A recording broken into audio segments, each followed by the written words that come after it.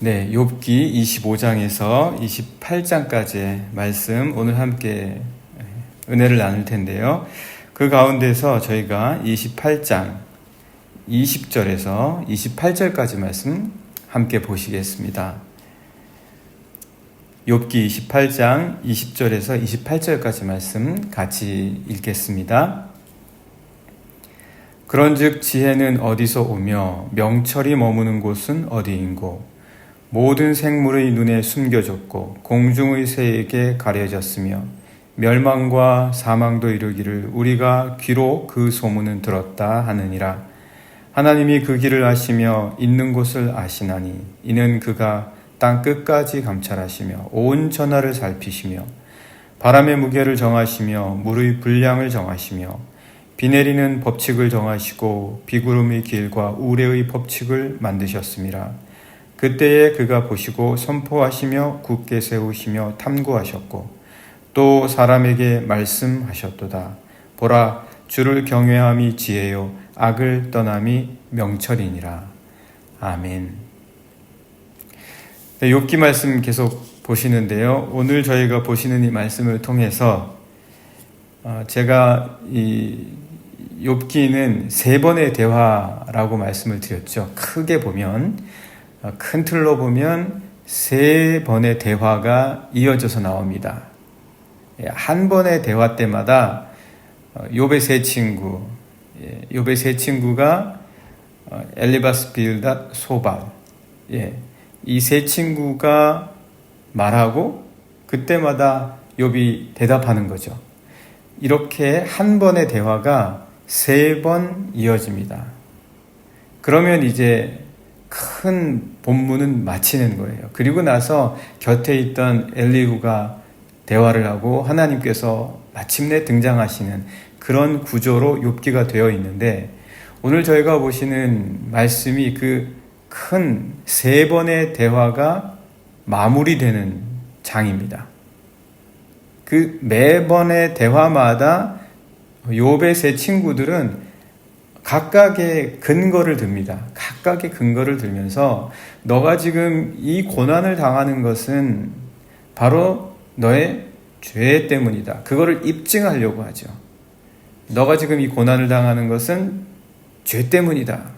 그 죄라는 것을 입증하기 위해서 첫 번째는 세상의 철학적인 내용을 가지고 세상이 돌아가는 이치를 가지고 그렇게 해서 세상은 죄를 범하면 벌을 받게 되어 있다. 그래서 물론 그렇죠. 죄를 범하면 벌을 받죠. 그런데 고난을 당하는 모든 사람은 그래서 죄 때문이다 라고 논리를 가져오는 거예요. 그래서 욥도 바로 그러한 죄 때문에 너가 지금 고난을 받는 거지 다른 이유가 아니다. 그게 세상이 돌아가는 이치다. 첫 번째 대화에서 그렇게 말을 하죠. 두 번째 대화에서는 우리가 살아보니까 우리의 조상들도 살아본 경험을 우리에게 전해주는데 고난받는 사람은 다 죄 때문이더라. 전통을 가져와서 욥이 받는 고통은 죄 때문이다. 그렇게 또 입증을 하려고 합니다. 그게 두 번째 대화입니다. 세 번째 오늘 보시는 이 장에 이르기까지의 모든 내용은 율법적인 내용, 도덕적인 내용을 가져와서 너가 지금 고난을 받는 것은 죄 때문이다. 그렇게 이야기를 합니다. 그래서 너가 가난한 사람을 돌보지 않았고 너가 어려운 처지에 있는 사람을 몰라본 채 했고 너는 악한 일을 했고 그래서 이 모든 것들이 결국은 네가 받는 죄의 결과다. 그렇게 욥이 받는 고난을 죄 때문이다라고 마지막까지 죄 때문이다라고 입증을 해내려고 하죠. 그러나 어떤 결론도 내지 못합니다. 욥도 그때마다 반론을 펴면서 대답을 하면서 나는 하나님 앞에 온전하다. 너희들이 그러면 나보다 나을 것이 뭐가 있냐? 너희들은 나보다 더 의롭냐? 물론 그가 하나님을 원망하기도 하고 그리고 또 그 자신이 의를 주장하기도 했지만 그가 정말 말하고자 했던 것은 내가 하나님 앞에 의롭습니다. 나는 깨끗합니다. 그 이야기보다는 너희들이 그렇게 말을 한다면 그렇다면 너희들이 나보다 더 의롭냐? 네, 그런 말이었습니다. 그러면서 이제 계속해서 이야기를 이제 오늘 세 번째 마무리를 짓는데요.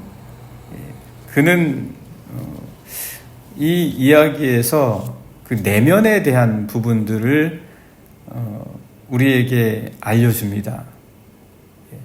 왜냐하면 지금 욥이 끊임없이 이해할 수 없었던 것, 받아들이지 못했던 것, 도저히 용납할 수 없었던 게 뭐냐면 고난 그 자체는 아닙니다. 욥이 끝없이 받아들이지 못해서 하나님께 반론을 펴고 친구들에게 반론하고 원망하고 불평했던 것은 고난 그 자체가 아니라는 거죠. 그의 모든 이야기들의 본질적인 부분을 찾아본다면 결국은 그가 말하고자 했던 것은 그 고난 자체에 대한 불평이 아니라 이 고난이 왜 나에게 닥쳤냐는 거예요. 내가 다른 사람보다 더 못 살지 않았고 오히려 정말 제사도 잘 드렸고 의롭게 살기 위해서 노력했고 다른 사람들 잘 돌봐주고 이렇게 살았는데 왜 세상의 고난이 나에게 닥쳐왔냐는 겁니다. 그걸 말하고 싶은 거예요. 왜 이 세상에 고난이 있습니까? 이 얘기가 아닙니다. 그 얘기가 아니라 왜 이 고난이 나에게 닥쳤냐는 거예요. 그래서 27장의 말씀도 보시게 되면 27장 1절에 그는 그런 불평을 이렇게 얘기하는 거죠. 욥이 또 풍자하여 이르되 나의 정당함을 물리치신 하나님. 자기는 정당하다는 거예요. 이 고난을 받는 문제에 있어서 자기는 정당한데 왜 이 고난이 나에게 왔냐. 나의 영혼을 괴롭게 하신 전능자의 사심을 두고 맹세하노니 나의 호흡이 아직 내 속에 완전히 있고 하나님의 숨결이 아직도 내 코에 있느니라. 결코 내 입술이 불의를 말하지 아니하며 내 혀가 거짓을 말하지 아니하리라. 자기는 의롭다는 거죠. 다른 사람하고 비교해 봤을 때 나는 정말 의롭게 살려고 했는데 왜 이 고난이 나에게 닥치는가. 그래서 그 이후의 말씀도 계속해서 보면 같은 말씀입니다. 나는 결코 너희를 옳다 하지 아니하겠고 내가 죽기 전에는 나의 온전함을 버리지 아니할 것이라. 나의 원수는 악인같이 되고 일어나 나를 치는 자는 불의한 자같이 되기를 원하노라. 계속해서 자기 자신의 억울함을 이야기하고 있습니다. 그러니까 고난이라는 것을 알 때에는 고난이 이 세상에 있죠. 그런 것이 있을 때에는 욥에게 아무런 문제가 없었습니다. 욥이 어려움 당하기 전에는 욥이 이런 불평하지 않았어요. 그때는 세상에 고난이 없었습니까? 그때에도 세상에는 고난이 있었고 이렇게 아픔 당하는 사람은 늘 있었어요. 그런데 욥은 아무 문제가 없었어요. 왜냐하면 자기 자신에게 닥친 문제는 아니니까. 그런데 욥이 이런 불평을 하고 끊임없이 하나님 어디 계십니까? 하나님 도대체 어디에 계시길래 제가 이런 고난을 당하는 것입니까? 제가 왜 이런 고난을 당해야 합니까? 라고 하나님께 반론을 정말 쏟아내게 되는 거는 그 고난이 자기 자신에게 닥쳤을 때죠. 자기 자신에게 닥쳤을 때 그 고난이 쏟아져 나오기 시작을 합니다. 그러니까 그의 내면이 흔들리는 거예요. 그 전까지는 내면이 든든했어요. 그런데 그 고난이 자신에게 닥치니까 내면이 흔들리면서 위태하기 시작합니다. 우리가 내면을 잘 관리하냐는 거예요. 내면을 다스릴 줄 아냐는 거죠. 문제 없을 때는 누구나 다 내면이 든든합니다. 진짜 내면을 잘 다스릴 수 있냐 없냐, 그의 내면이 강하냐 그렇지 않냐, 우리가 흔히 하는 말로 멘탈이 강하냐 안 하냐는 고난 속에서 입증이 됩니다. 어려움 속에서 입증이 됩니다. 그냥은 아니에요.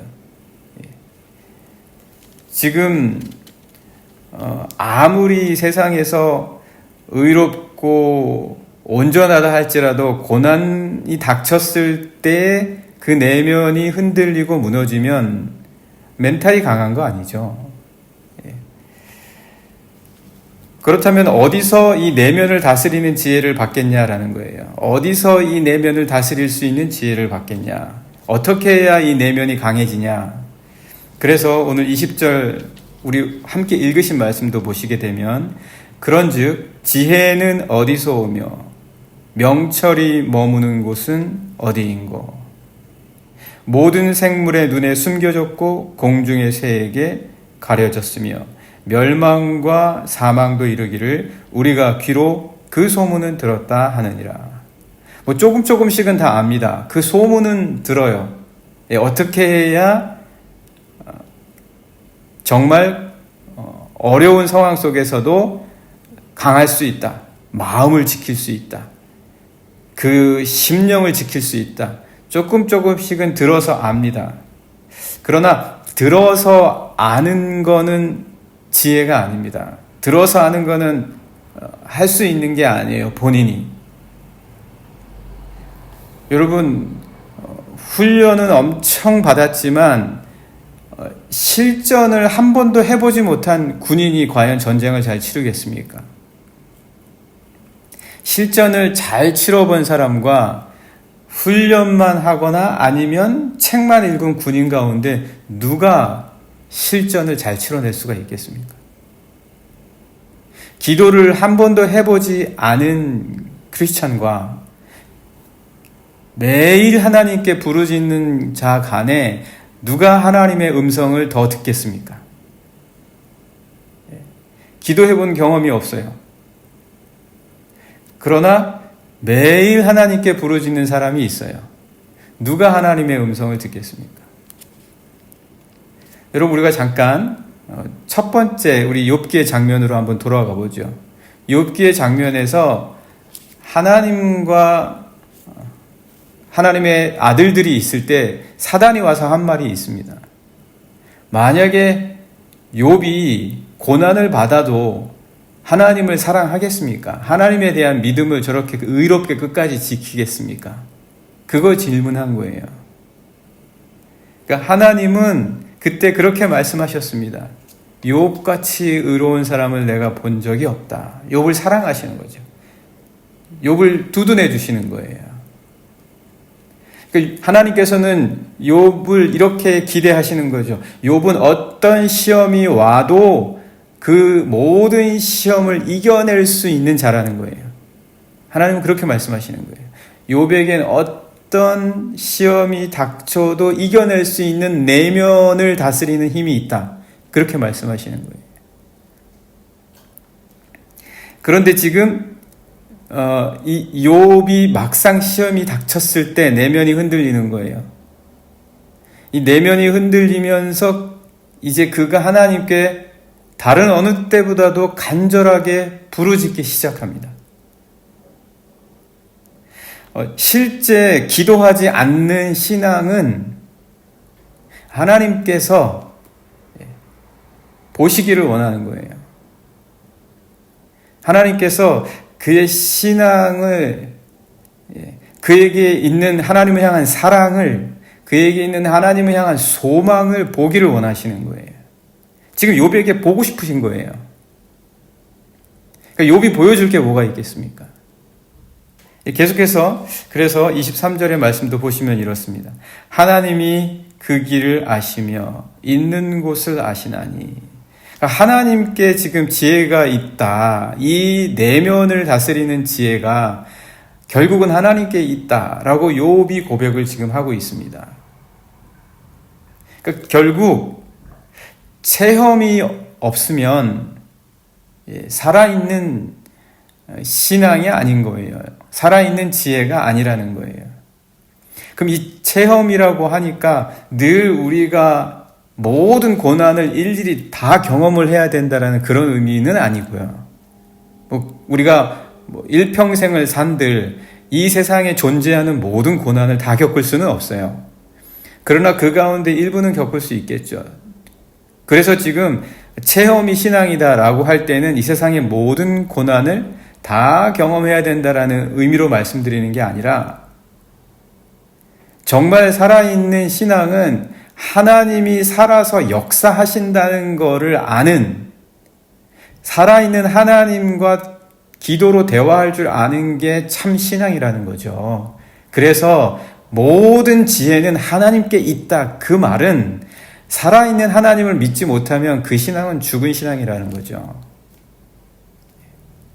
그 신앙은 살아있는 신앙이 아니라는 거예요. 하나님이 지금 맨 첫 장면에서 사단에게 강하게 말씀하시는 거, 욥은 그런 사람이 아니다라는 거는 욥은 나를 안다는 거예요. 나를 체험하고 어떤 상황에서도 나와, 그리고 나의 뜻과 그리고 나의 계획을 믿고 신뢰하는 것을 체험해서 아는 자다라는 말씀이죠. 그러니까 결국 내면을 다스리는 지혜는 하나님과의 살아있는 경험입니다. 하나님과 살아있는 체험입니다. 하나님이 역사하신다라는 걸 아는 거예요. 그래서 계속해서 욥이 이렇게 말합니다. 이는 그가 땅끝까지 감찰하시며 온 천하를 살피시며, 온 천하를 살피시는 분이 하나님이신데, 바람의 무게를 정하시며 물의 분량을 정하시며 비 내리는 법칙을 정하시고 비구름의 길과 우레의 법칙을 만드셨습니다. 그러니까 모든 법칙, 내 인생에 가는 모든 길, 그리고 내가 가야 할 해야 할 선택과 모든 결정까지도 하나님께 있다라는 것은 체험을 통해서 하나님과 함께 하지 않으면 결코 알 수가 없는 지혜라는 거죠. 그래서 계속해서 욥은 그때에 그가 보시고 선포하시며 굳게 세우시며 탐구하셨고 또 사람에게 말씀하셨도다. 보라, 주를 경외함이 지혜요 악을 떠남이 명철이니라. 네, 이 새벽에 우리가 같이 함께 이 말씀을 나눴습니다. 우리 내면을 다스리는 지혜는 하나님과의 살아있는 체험 밖에는 없습니다. 하나님이 내 안에서 살아계셔야 돼요. 하나님께서 살아계셔서 하나님께서 역사하시고 그리고 내 안에서 다스려 주셔야 된다. 기도로 하나님이 살아계심을 역사함을 체험하지 못하면 살아있는 신앙이 아닙니다. 오늘 우리에게 주신 이 말씀, 우리 내면을 다스리는 것, 이 욥이 하나님께 보여주기를 기대했던 모습은 바로 이 모든 상황 속에서, 모든 고난의 상황 속에서 하나님을 믿고 신뢰하는 바로 그 내면, 그러한 모습이었습니다. 오늘 우리도 지금 이 시간 함께 같이 기도하기 원합니다. 하나님, 오늘 우리의 신앙이 하나님 앞에서 살아있는 신앙으로 역사할 수 있도록 우리 내면의 마음을 다스려 주시고 또 인도해 주실 분은 오직 하나님 뿐이십니다. 어떤 상황 속에서도 우리의 내면이 흔들리지 아니하도록 하나님 저를 세워주시고 인도하여 주시옵소서. 함께 같이 기도하시겠습니다.